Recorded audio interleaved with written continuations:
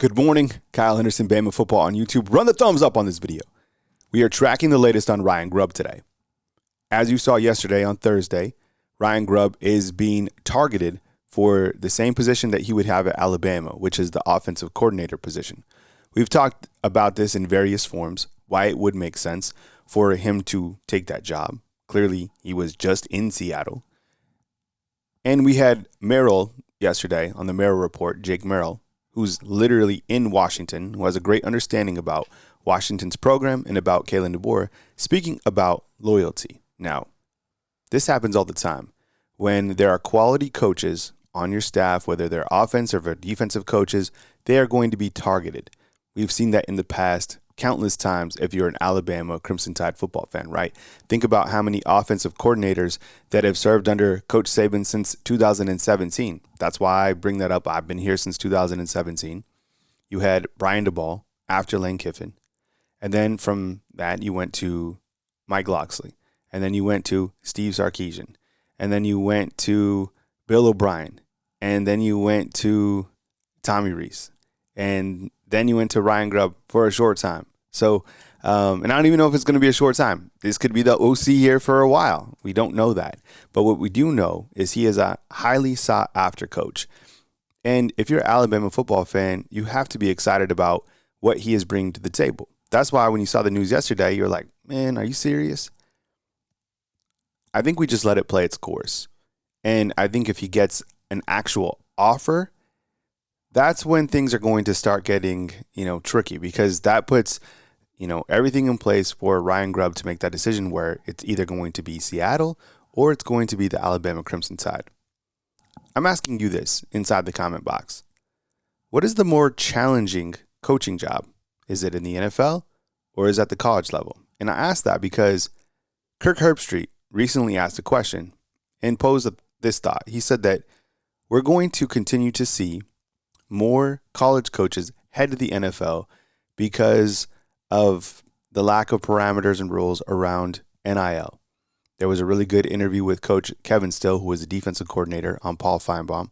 I suggest you watch it. He talks about NIL and its impact on college football now that he is retired from the University of Alabama. Is it more challenging to coach in the league, in the NFL? Look, the NFL don't play, right? You don't win, you get fired. Same thing goes for college football. But when you coach college football, you also, it never stops. You know this. Go from recruiting, spring football, recruiting, August camp, recruiting, the season, the transfer portal, recruiting. Coach Saban talked about the recruiting window being moved up 6 months. So I think those are the things that you think about when you talk about NFL jobs compared to coaching jobs in college football ranks. We've seen NFL coaches stay away from college jobs because of that sort of grind. And not to say that, you're not coaching at the highest level and it's not a grind of the NFL. I'm just saying the lack of the rules and parameters and the fact that you're dealing with recruiting. I think that adds the elements. Ryan Grubb is a high school coach and has turned into a fantastic offensive coordinator.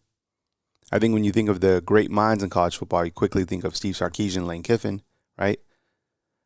But Ryan Grubb is up there. And if he comes to Alabama and, he was just with the team, I mean, we saw some photos of him on the recruiting trail. Not a lot, but we did see some. If he comes to Alabama, he has a loaded arsenal of offensive weapons. And I think he adds an immediate impact, and I think it's a tremendous upgrade from last year. I really do. And I like the fact that he is a quarterback whisperer, from what I understand. And I feel that the quarterback room has been shortchanged in the quarterback room over the last couple of years. Think about it. You had Bill O'Brien and you had Tommy Rees. I don't think those guys did a really good job developing the quarterbacks, in my opinion. Nothing personal against them. It's just my opinion. I think, and I've said this before, I think the loss of Alex Mortensen, who was a behind-the-scenes guy, now at UAB, he was like the quarterback guy. So I felt that with Coach Kalen DeBoer and Ryan Grubb coming in, that they could certainly make an impact in the quarterback room sooner than later. You got some quality quarterbacks in this room, right? Jalen Milroe, his ceiling is extremely high. Dylan Lonergan, baller. Ty Simpson, baller. Austin Mack, unit, right? So We will keep you posted on that, not only today, but throughout the weekend, I should say, as we continue to track the news around the Alabama Crimson Tide football team. We also have a junior day taking place this weekend in Tuscaloosa, Alabama. So throughout Friday, Saturday, Sunday, you're going to see some really good recruiting detail being posted on Class of 2025 Prospects 2026. Key guy to watch is definitely Anthony Rogers. He's a top 100 running back out of the IMG Academy. Commitment to the Alabama Crimson Tide. And I think when you look to this overall running back room, right, it's kind of hard to think about these guys as kind of the vets, but Jam Miller, Justice Haynes, those are like the older guys in the room. You also have Richard Young, who I think is going to have a really nice year. And you have new additions, Kevin Riley, and you have Daniel Hill. So I think Anthony Rogers would fit in really nicely. I think he's a scat back. I think he has speed, strength, power, agility. I love his tape, absolutely. So a lot of guys coming into town. You have the number one athlete from North Carolina also coming into town this weekend. So we will keep you posted on the junior day. And then I think this is a great opportunity for Coach Kalen DeBoer to continue to showcase that he can recruit at a really high level. As you've continued to see, he's went after prospects that decommitted from Class of 2025, and he's reestablishing those relationships. I've seen him everywhere, and I know you guys have too. He's even on a helicopter on Thursday. So he's getting around, shaking hands, and showcasing that he can recruit at a high level. We've seen him already bring in some elite prospects to the Class of 2024, right? Noah Carter, absolute baller. And then, of course, Ryan Williams. And then he's done a good job in the transfer portal early on. Recruiting at a high level makes people happy. He's already doing that. And next up, you got to win football games. And he will do that. He's done that everywhere he's been. You also have the Alabama basketball team taking on Mississippi State. That game will take place Saturday night right here at Coleman Coliseum.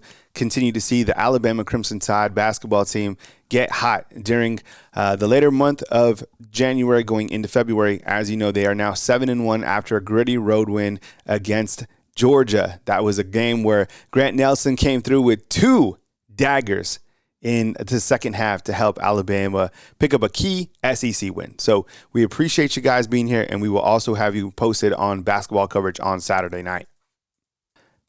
I appreciate you guys being here and watching our live show today. Definitely hit the thumbs up and think about becoming a fan funder. Hit the join button as low as $2.99 to support the product right here on Bama Football on YouTube. Only 10 cents a day. It really helps us build our brand, our business right here at Bama Football on YouTube.